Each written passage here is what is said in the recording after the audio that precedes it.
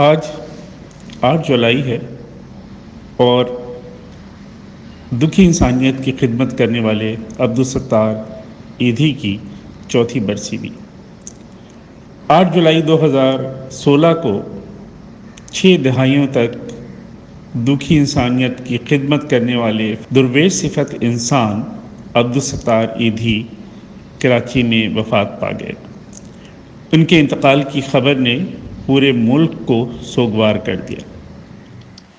آج عبدالستار ایدھی صاحب کی چوتھی برسی ہے۔ پتہ بھی نہیں چلا 4 سال گزر گئے، مگر ان کی کمی اس قدر محسوس ہوتی ہے کیونکہ ہمارے ویسے تو حالات بہتر نہیں ہوئے، خراب ہی ہوئے ہیں، اور ہر روز احساس ہوتا ہے کہ ایدھی صاحب کی ضرورت مزید بڑھتی ہی جا رہی ہے۔ جتنا کام انہوں نے کیا، جتنی زندگی انہوں نے ہمیں دی، ہماری دکھوں تکلیفوں کو دی، اس کا قرض تو اتارا نہیں جا سکتا۔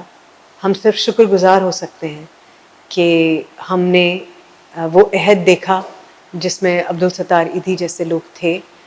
افسوس گو اس بات کا ہے کہ ہم ایک ایسے دور میں بھی رہتے تھے جس کو عبدالستار ایدھی جیسے انسان کی ضرورت تھی، اور سسٹمز کی کمی تھی، کمپیشن کی کمی تھی، ایمپتھی کی، ہمدردی کی کمی تھی، اور یہ دیکھ کر خوشی بھی ہوتی ہے کہ انسان میں کس قدر کیپیسٹی ہوتی ہے۔ اگر ہم کسی بچے کو یہ دکھانا چاہیں کہ انسان میں محبت کرنے کی، ہمدردی کرنے کی، کام کرنے کی، انسان کی انسان سے محبت کی کتنی کیپیسٹی ہے، تو ہمیں اپنے بچوں کو عبدالستار ایدھی کی کہانی ضرور سنانی چاہیے۔ بہت شکریہ ایدھی صاحب، بہت شکریہ۔ عبدالستار ایدھی 28 فروری 1928 کو ریاست جوناگڑھ کے شہر باٹوا میں ایک میمن خاندان میں پیدا ہوئے تھے۔ وہ بتاتے تھے کہ ان کی والدہ انہیں روزانہ 1 پیسہ اپنے لیے اور 1 پیسہ کسی غریب بچے کے لیے دیتی تھیں۔ والدہ فالج کا شکار ہوئیں اور 8 سال تک اسی حالت میں رہنے کے بعد وفات پا گئیں۔ ان کی تیمارداری کے دوران ہی ان کو دکھی انسانیت کی خدمت کا خیال آیا۔ 1947 میں قیام پاکستان کے بعد عبدالستار ایدھی کراچی آ گئے۔ 1951 میں انہوں نے کراچی کے علاقے کھارا در میں ایک ڈسپنسری قائم کی، اور یوں ان کی عظیم سماجی خدمات کے سلسلے کا آغاز ہوا۔ میں عبدالستار ایدھی صاحب سے ملا آپ کی سمجھیے 1982-83 میں۔ میرا زمانہ طالب علمی تھا، میں نیا امریکہ سے واپس آیا تھا، اور بہت ہی کہنا چاہیے ریڈ بلڈڈ سرخا ڈائی ہارٹ مارکسسٹ سرخا ہوا کرتا تھا۔ ہمیں دوست تھے پروفیسر نعمان، ایک انتہائی اچھے انسان، لاجواب انسان۔ انہوں نے مجھے پہلی بار عبدالستار ایدھی صاحب کے سے ملنے کو کہا، تو میں ان سے کہا کہ یار یہ جو نا خیراتی ادارے، چیریٹیز، این جی اوز، یہ بنیادی طور پہ جو ہے بین الاقوامی جو وہ ہے کیا کہنا چاہیے کیپٹل ہے، اس کی سازش ہے ہمارے جیسے ملکوں میں سیاسی تحریکوں کو نقصان پہنچانے کی۔ اور میں کسی جو ہے یہ این جی او اور یہ خیراتی ادارے اور کسی مولانا سے ملنے کے لیے کا دیوال نہیں ہوں۔ اچھا، نعمان ہنس پڑے۔ نعمان نے کہا اچھا چلو ویکینڈ پہ، اس زمانے میں جمعرات کو ویکینڈ ہوا کرتا تھا، پہ ہم چلیں گے۔ انور کاظمی اور شفیع ہمارے دوست ہوتے تھے، ان کے پاس گارڈن پہ گھر پہ۔ اچھا، شفیع کا کمال یہ تھا وہ پکاتے بھی بہت اچھا تھے اور بناتے بھی بہت اچھا تھے۔ وہ مطلب موسمبی سے لے کے بلیک کرنٹ اور انگوروں تک سے کچھ نہ کچھ کھانے پینے کی چیز بنا لیا کرتے تھے۔ تو خوشی انور کاظمی اور شفیع کے پاس ہم چلے گئے۔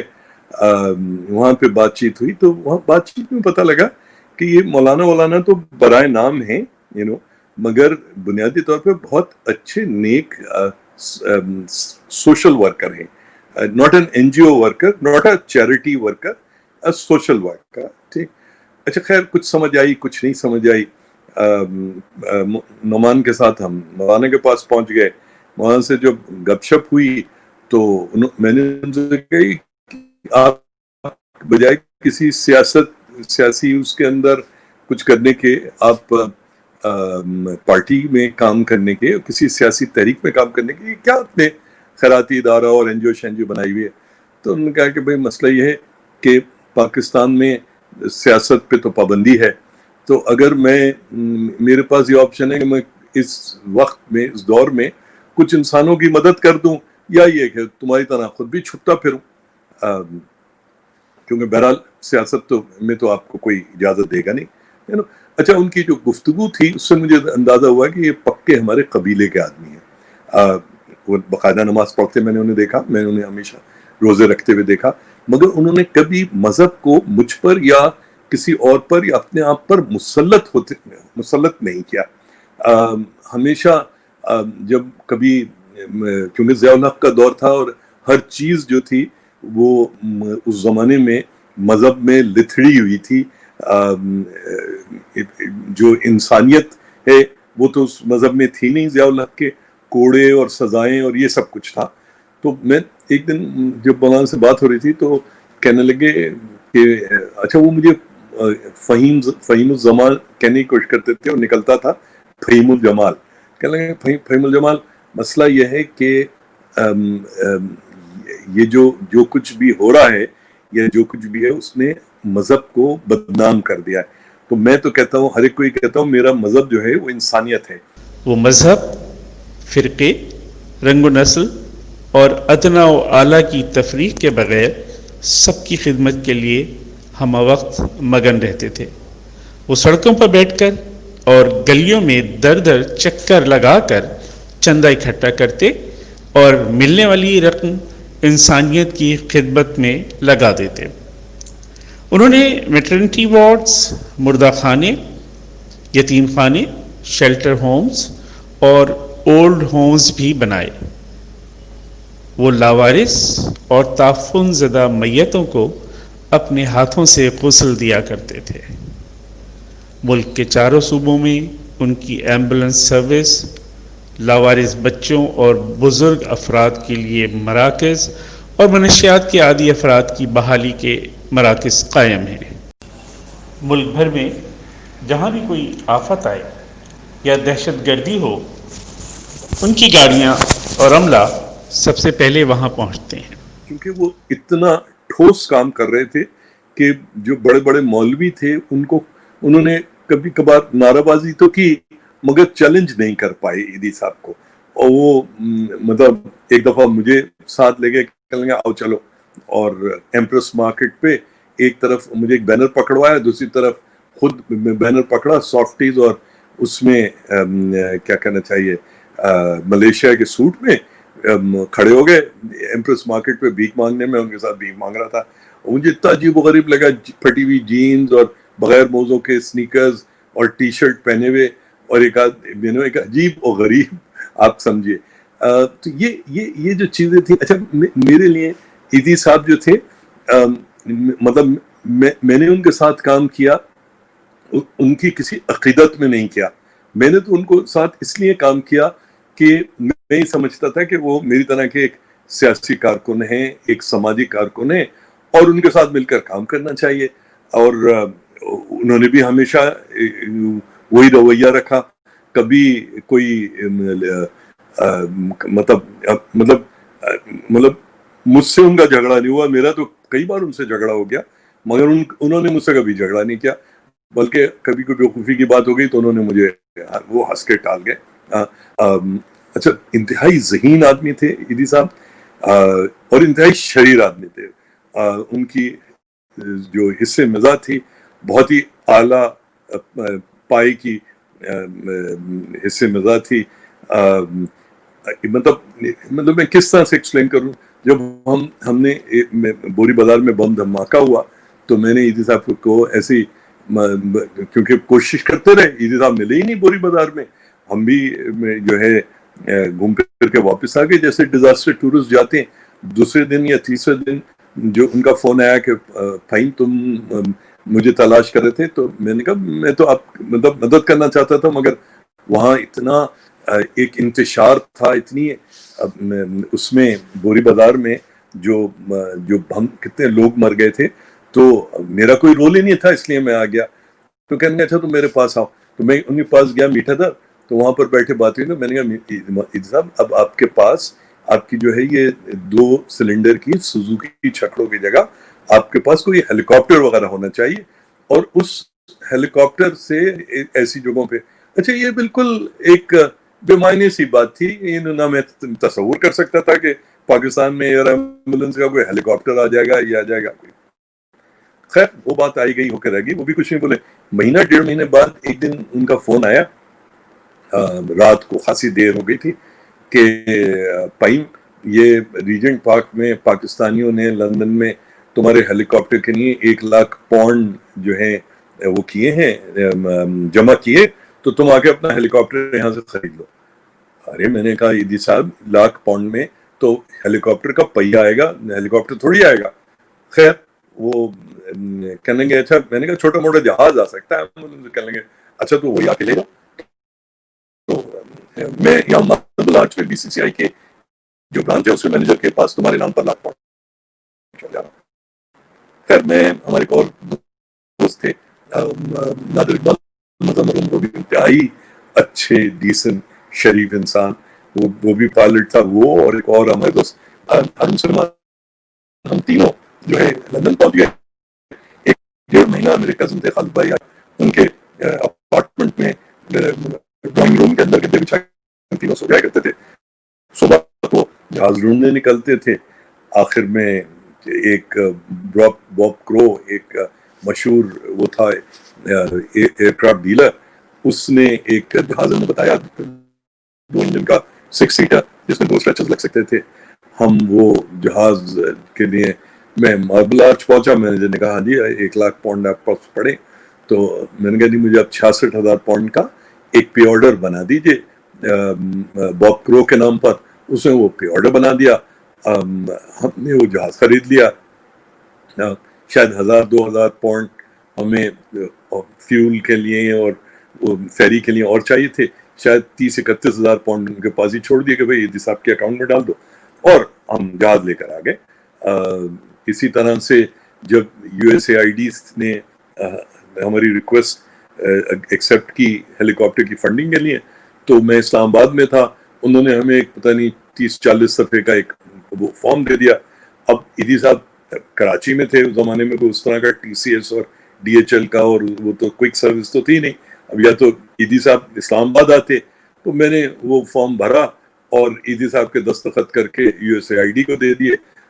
واپس آ کے میں نے ایدی صاحب کو بتا دیا میں نے آپ کے دستخط کر دیے. تو ان کا بھلے بھلے، ختم ہو گئی بات. اسی طرح سے ایئر ایمبولنس کا اپنا کوئی اکاؤنٹ نہیں تھا. شارع فیصل پہ حبیب بینک میں انہوں نے مجھ سے کہا اپنا ایک اکاؤنٹ کھول لو. اس اکاؤنٹ میں مہینے بھر کا خرچہ آ جایا کرتا تھا. جو بھی تھا میں اپنے ذاتی چیک سے جو بھی پائلٹس، انجینئرز یا اور بھی جو چیزیں ہوتی تھیں جو تھے وہ پے کرتا تھا.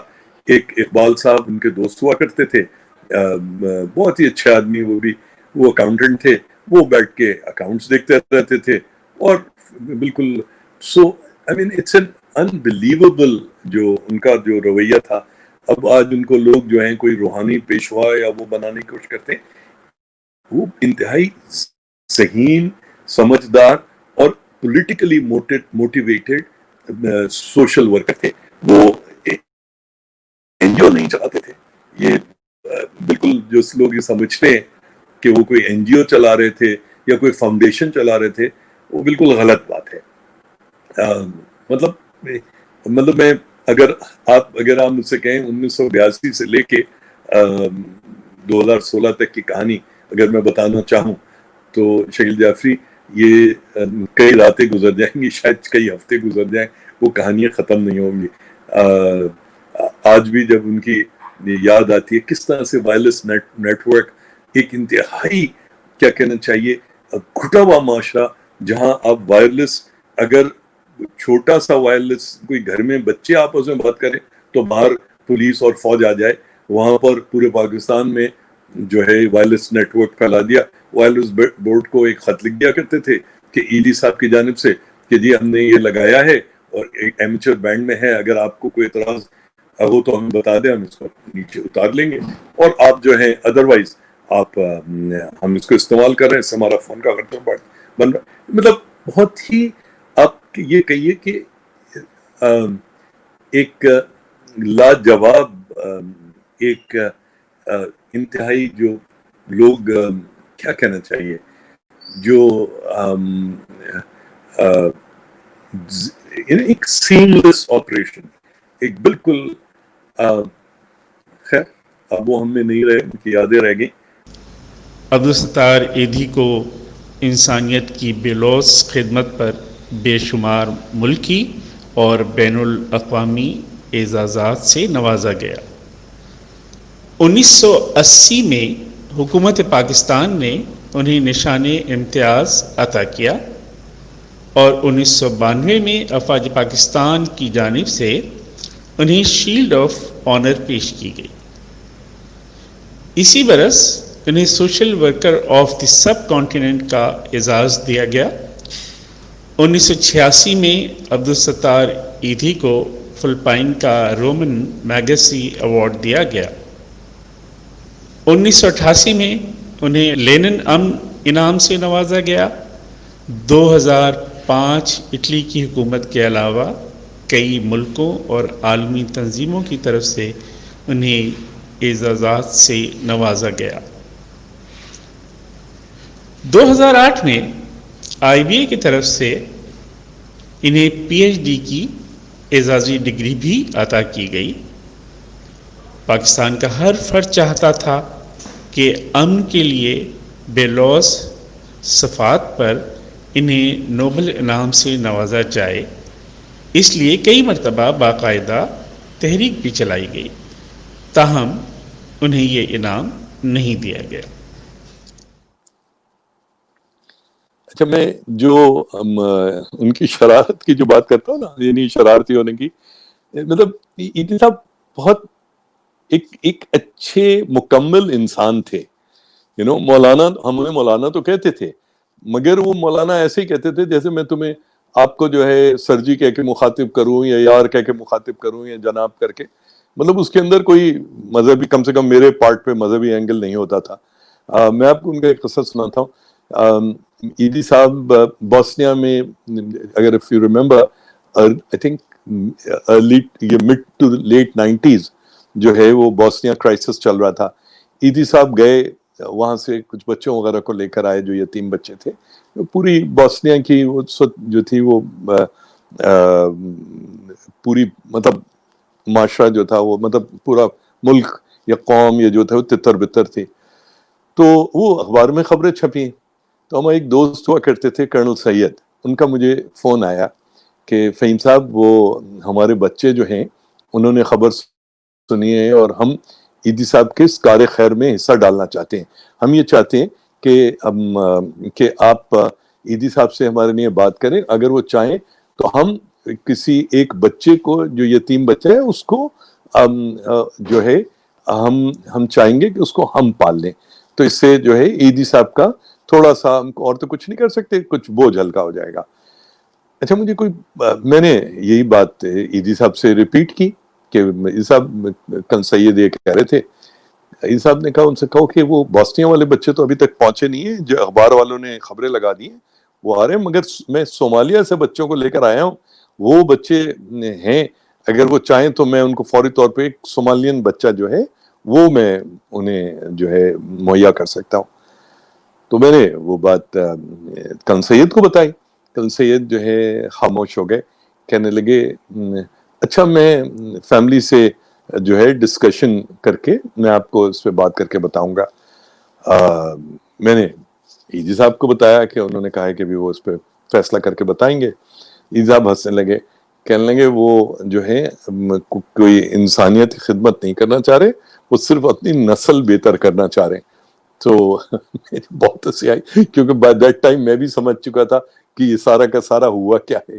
تو اس طرح کے بے انتہا قصے ہیں جو کہنا چاہیے ایدھی صاحب کی شرارت کے, ایک دفعہ میں سوراب گوٹ پہنچا تو وہ اپنے اس کے ساتھ بیٹھے تھے ایدی صاحب، وہی 2 TV فولڈنگ لوہے کی چیئر اور لوہے کی ٹیبل کے اوپر، اور ایک شارک اسکن سوٹ میں ایک سینئر بینکر اپنے بیٹے کے ساتھ آیا تھا، اور وہ ایدی صاحب کی تعریفیں کر رہا تھا، اور ساتھ میں ایدی صاحب کو کوئی ایک پروجیکٹ پروپوز کر رہا تھا. اچھا، ایدی صاحب جو تھے، اور ساتھ میں بیٹے سے ایدی صاحب کی شان میں خلابے ملائے جا رہا تھا. تو ایدی صاحب جو ہے ایک دم سے چونک کے بیٹے سے بولے، تمہیں پتا ہے تمہارا اور اس کا کیا رشتہ ہے؟ تو وہ بیٹا بولا کہ یہ میرے والد ہیں. نہیں وہ تو ہیں، مگر اور کیا رشتہ ہے؟ تو حیرت سے دیکھنے لگا، کیا مطلب؟ کہنے لگا جی اس کا رشتہ یہ ہے کہ جب یہ مرے گا تو تم کہو گے کہ کب میں اس کو کھڈے میں ڈالوں اور اس کی جائیداد کا جو ہے تیا پانچا کروں. دونوں باپ بیٹے بالکل سناٹے میں آ گئے، اور مجھے جو ہے زوردار ہنسی آئی، اور میں نے کہا، اور وہ پھر جلدی سے اٹھ کے چلے گئے. ایدی صاحب کہنے لگے، اگر پہلے چلے جاتے تو مجھے سب کچھ کہنا نہیں پڑتا. ایدی صاحب نے اپنی ذات اور اپنے اہل و عیال کے لیے ساری زندگی سادگی اپنائے رکھی. اسی وجہ سے وہ بابائے خدمت کے نام سے جانے جاتے تھے. ان کے گردے ناکارہ ہو گئے تھے. ڈاکٹروں کے مطابق عمر زیادہ ہونے کی وجہ سے ان کے گردے تبدیل بھی نہیں کیے جا سکتے تھے. وہ تب سے SIUT میں زیر علاج تھے. 8 جولائی 2016 کو ان کا انتقال ہو گیا. ان کی وفات کے بعد ان کی وصیت کے مطابق ان کی آنکھیں عطیہ کر دی گئیں. ان کے انتقال کی خبر نشر ہوتے ہی پورا ملک سوگ میں ڈوب گیا، اور حکومت پاکستان نے ایک روزہ قومی سوگ کا اعلان کیا. اس موقع پر قومی پرچم بھی سرنگوں رہا. ان کی تدفین پورے قومی اعزاز کے ساتھ انجام دی گئی. ان کی وصیت کے مطابق ان کی تدفین انہی کپڑوں میں کی گئی جو انہوں نے پہن رکھے تھے. انہوں نے اپنی قبر بھی 25 برس پہلے خود اپنے ہاتھوں سے تیار کی تھی. فرشتے، تو زمین پر تھا تو دکھ انسانیت کے بانٹ لیتا تھا. تیرا وہ دست شفقت اٹھ گیا اب سب یتیموں کے سروں سے، اور انہیں تو اب حقیقت میں لگے گا کہ یتیمی کیسی ہوتی ہے. فرشتے، تو زمین پر تھا تو دکھ انسانیت کے بانٹ لیتا تھا. تیرا وہ دست شفقت اٹھ گیا اب سب یتیموں کے سروں سے، اور انہیں تو اب حقیقت میں لگے گا کہ یتیمی کیسی ہوتی ہے. فرشتے، تو زمین پر تھا تو ننگے بھوکے بچوں کی سبھی مائیں تحفظ کا نیا احساس دل میں لے کے زندہ تھیں. وہ مائیں اب بھی زندہ رہ سکیں گی؟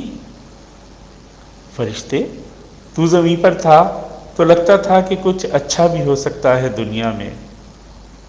فرشتے، جب خدا کے پاس جانا تو اسے کہنا کہ تیری روح کو پھر سے کوئی پیکر عطا کر دے. فرشتے، جب خدا کے پاس جانا تو اسے کہنا کہ تیری روح کو پھر سے کوئی پیکر عطا کر دے. ہمیں تیری ضرورت ہے، ہمیں تیری ضرورت ہے.